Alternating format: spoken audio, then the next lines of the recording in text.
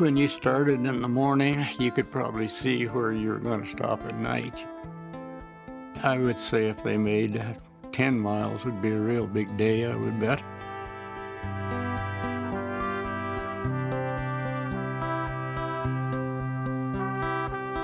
You see a lot of depressions out here along the Oregon Trail, you know.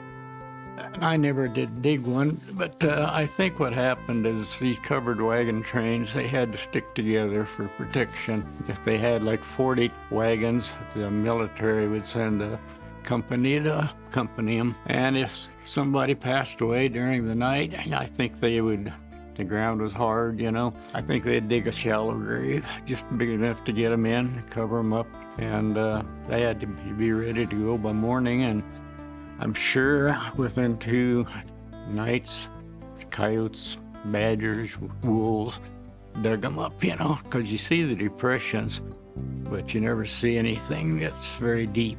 And I bet they didn't bury them very deep. And think how hard that'd been to leave one of your loved ones.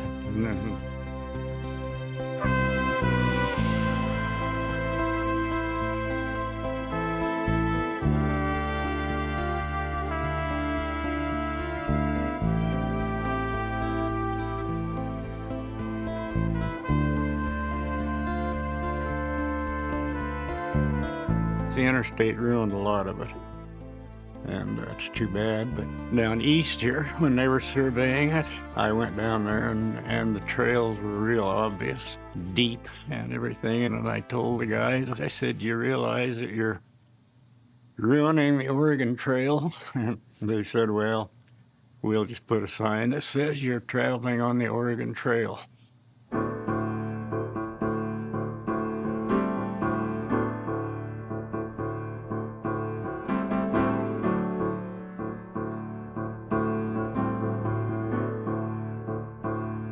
He said this was a ranch, which they called them, and he never did say if that's the one he had worked at, but Dad always said he came here and worked on a ranch, and there were no cattle ranches, so I assume it would have been on the Oregon Trail. And he took us down, and I remember walking around and seeing stuff, you know. As a matter of fact, I picked up an arrowhead. And then on, of course, I just loved the place.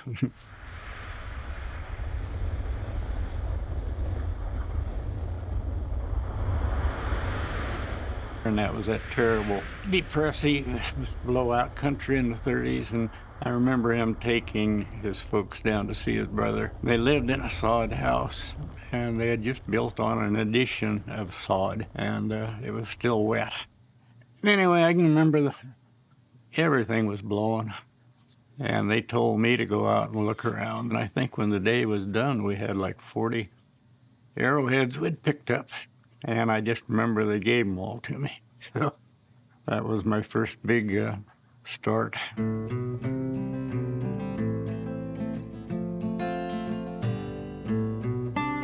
In the early 50s, it was so dry and it blew so much. And at that time, we didn't have the pivot irrigation. And it had a tendency, of course, over winter to blow. And those hilltops that blow down to hard ground, and gosh, all you had to do is walk out there, and that's about all there was the flint. And it was easy to find an arrowhead. Now it's not.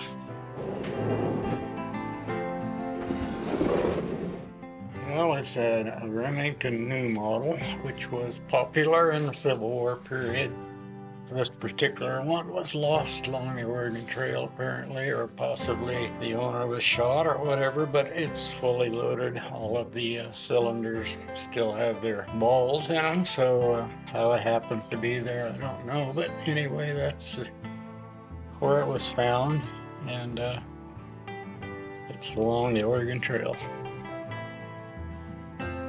I think the most fun I had, though, was probably digging bottles out of the old forts. I just loved those old bottles. Bitters, which is whiskey. They didn't like to call it whiskey, but it's what it was. It was an age of alcohol. They drank a lot of it. We used to dig the crock ones. They were two-toned, and they were ale, and they must have lived off of that stuff because They were everywhere. And I got to where I didn't even pick them up. I didn't like them because they'd throw them in the pit and break the good ones. There's some more of the old bottles. That's the ale that I was telling you broke all the other bottles. Pretty common. I remember going to Wallace one time, the fort. Couldn't find anything. And it was getting late in the day, and I was starting to come home. And the old town, it was a trading post to Wallace, with nothing left to it, just flat ground. And I had my spade, and I took a spadeful out and hit a bottle the first thing, and that little thing was packed full of bitters bottles. One of the best pits I ever hit, and yet it wasn't 3 foot square and 3 foot deep, probably. But you never knew what you were going to find.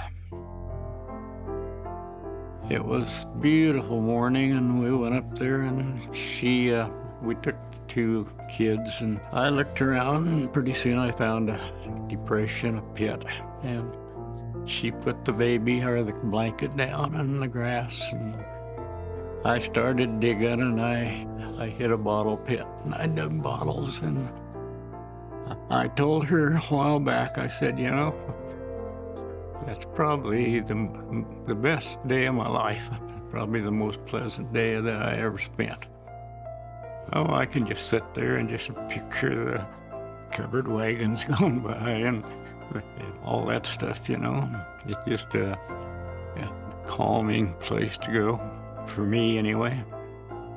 I hope the old Oregon Trail is there many, many generations after I'm gone. I hope they make provisions that it's not to be destroyed, Now I don't think there is anything. If they wanted to build a highway over it, I think they could, but I think it should be preserved.